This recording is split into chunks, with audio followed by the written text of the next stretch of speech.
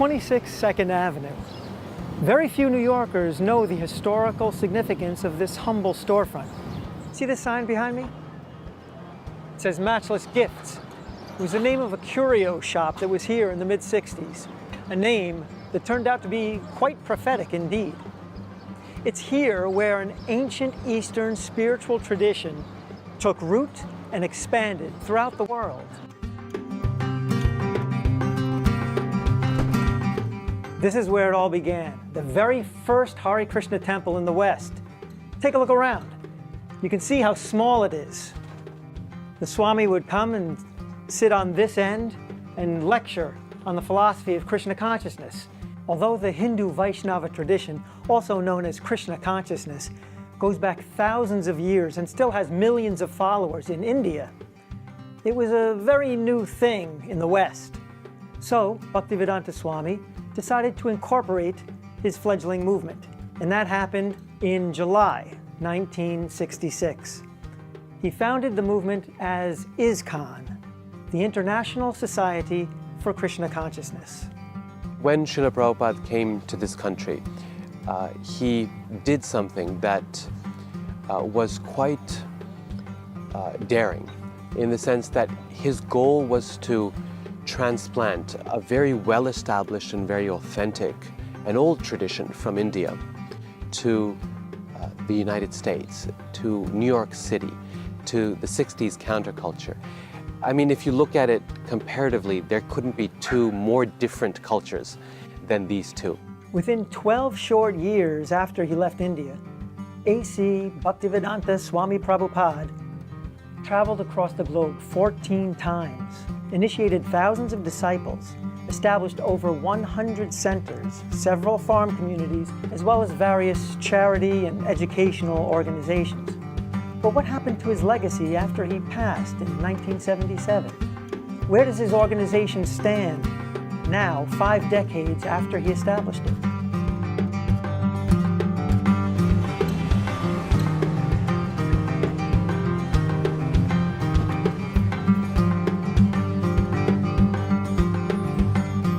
It was underneath this tree on October 9th, 1966, that A.C. Bhaktivedanta Swami Prabhupada held the first recorded outdoor chanting session of the Hare Krishna mantra outside of the Indian subcontinent. Chanting the Hare Krishna mantra is one of the most important activities for Krishna devotees.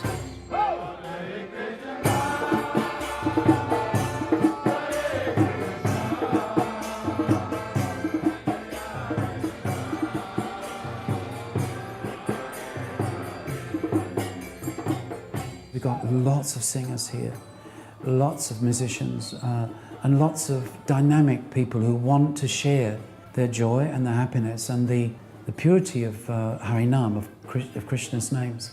And so there are quite a few different initiatives going on. The Harinam itself goes out every day, and that is generally 2 to 3 hours. People from so many countries come here. So you can sing to all over the world when you come here on Harinam.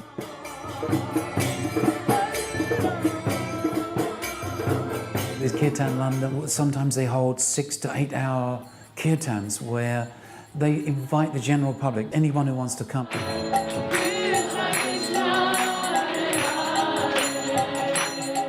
I always come to kirtan to go deep inside. Well, I cried even more than usual. It connects me with happiness. There's been kind of a surge over the last 15 years where we've seen more and more the youth of the Hare Krishna movement are just set alight by their desire to specifically do kirtan.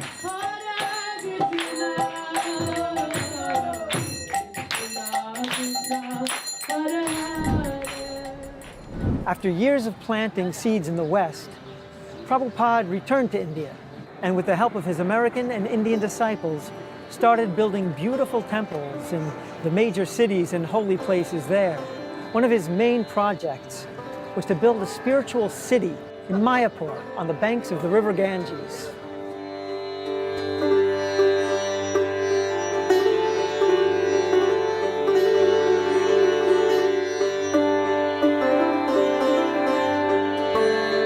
Prabhupada was planning a project that was far bigger than ever had been attempted by anyone else. A temple like this has never been built for hundreds of years. We want to make this like a gem. This temple, the Temple of Vedic Planetarium, can unite the whole world and establish the peace and prosperity all over the world. Well, Mayapur is the home for all devotees. I was born and brought up in England. I was born in Cape Town, South Africa. I was born in Detroit, Michigan, in America. I'm from Brazil. I was born in Bengal. My wife, Maya Pureshwari, is from Ukraine. I originally come from China. We actually had a visitor here once from the UN, and he said, wow, this really is the United Nations here. It's amazing how people can understand each other, although they're so different. We have a oneness on the spiritual platform, and at the same time we recognize the differences. There's variety as well. Mayapur is just a happy place.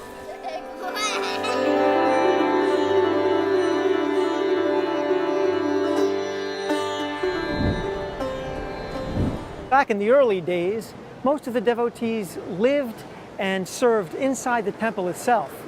Nowadays, most devotees have families and have regular jobs. Lawyers, doctors, bus drivers, even actors, like me.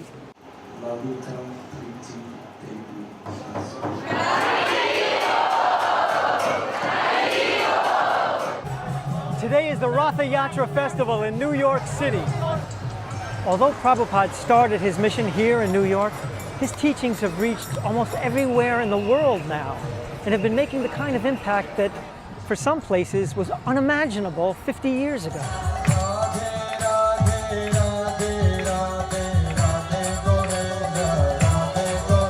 На самом деле, ни разу не была на таком концерте, поэтому очень понравился данный формат.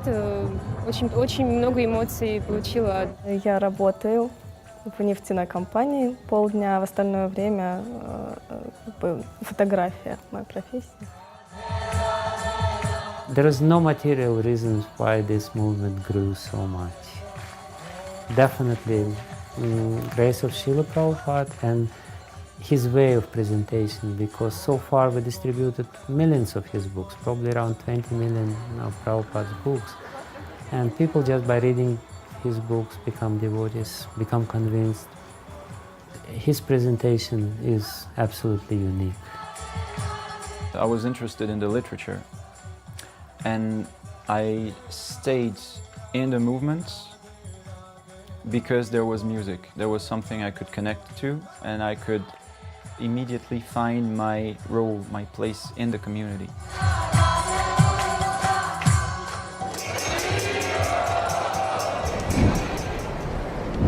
Behind me are a row of colorful tents. Inside of each of them is a different aspect of the central components of the culture of Krishna consciousness.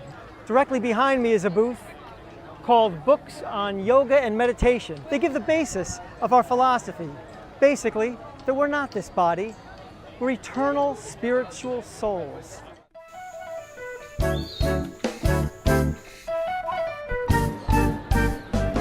A BBT ela foi criada por Prabhupada há mais de 50 anos com o intuito de ter documentado, né, o seu conhecimento para poder levar para todas as pessoas, né, aquilo que ele acreditava.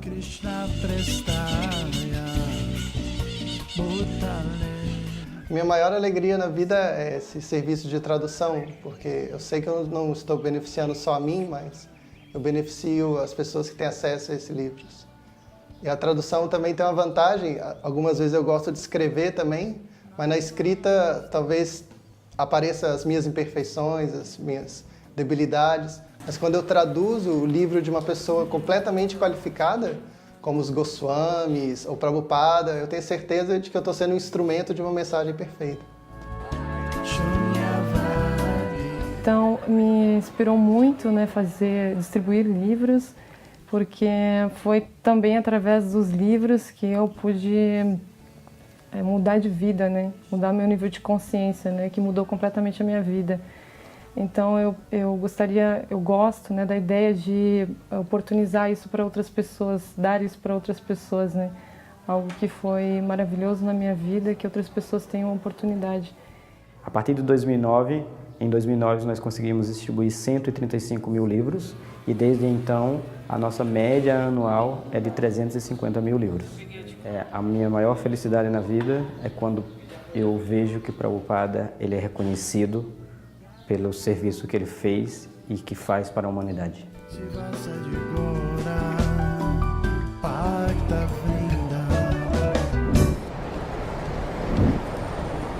Vegetarianism is one of the most important aspects of a Krishna conscious lifestyle. Devotees try to cause the least amount of suffering possible to other living beings. This is called ahimsa in Sanskrit. It's the principle of non-violence.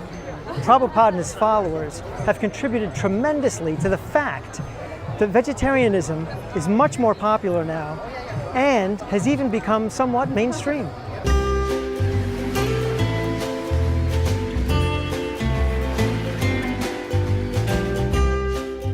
Not that long ago, it was kind of unheard of to have a vegetarian restaurant.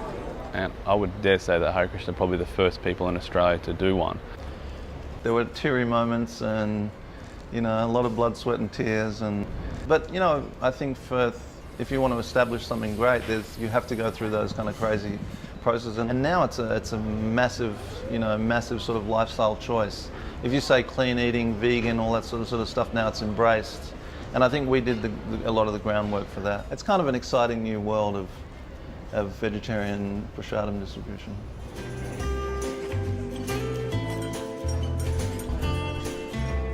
I always eat at Govinda's, just a natural routine.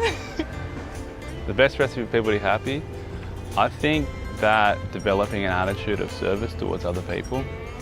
The reason we do what we do and we push every day is the reciprocation we get from the people we're doing it for. And every day they're coming in, we have people coming in multiple times a day even, and just showering with us appreciation and affection and love. I think the Hare Krishnas, that I know them anyway, are really integral to the community at James Street. I think they provide a really beautiful service and they make incredible food.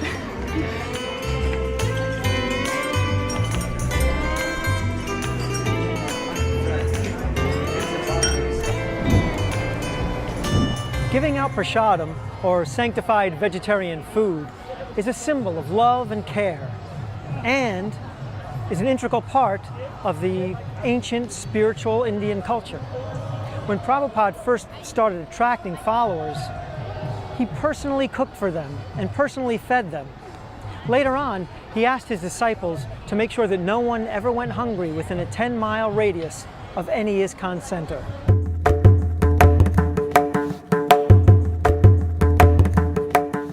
The ISKCON Food for Life is the world's largest free food vegetarian program which serves out holistic meals to people all around the world at its different centers.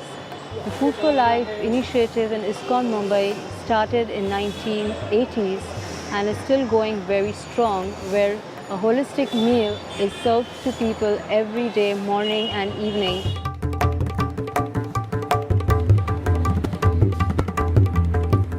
So we started this project in the year 2004. It was a very humble beginning. On the first day, we went to one school which had only 900 students. 11 years down the road, we have set up 20 kitchens in different parts of the country. We have a presence in 8 states, and we are feeding 1.2 million kids every day.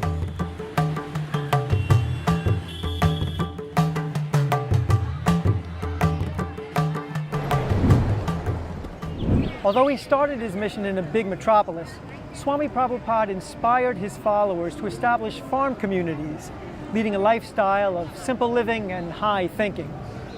He taught them to respect nature and how to be self-sufficient, living off what the land and the cows provide.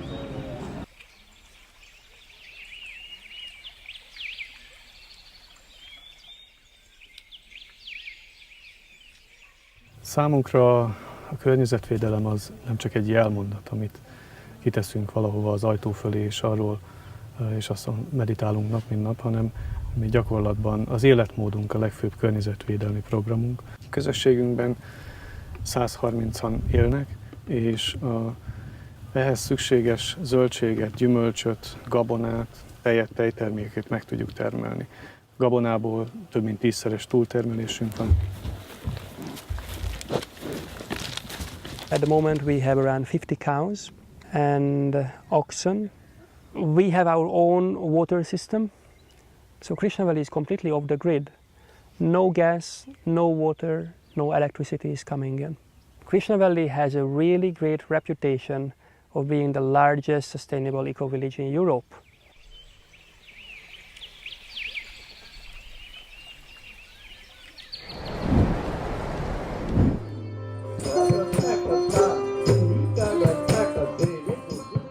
Well, the stage program is winding down. The younger generation is really stepping up, taking on more leadership roles within the society and the organization of running festivals like this one.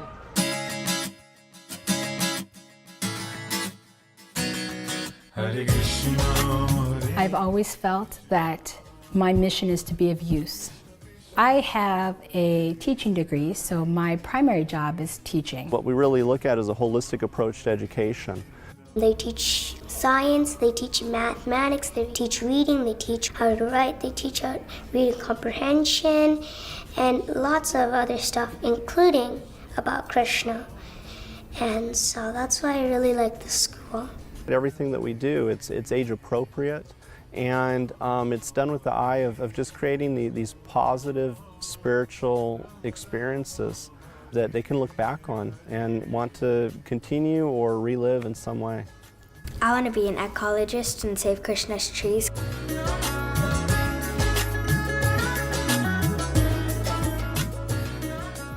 I think ISKCON's contribution to the world around us has to do with the fact that it provides an authentic spiritual perspective on many of the issues that face us in the world today.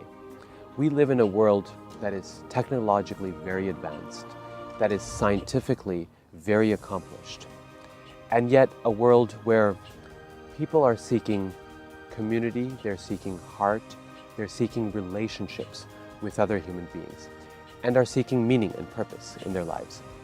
And what ISKCON does, I think, is provide the opportunity, provide a pathway to finding that meaning and living it in a day-to-day way that is at the same time connected to our world around us and yet gives meaning and hope for something much greater than we human beings can imagine ourselves.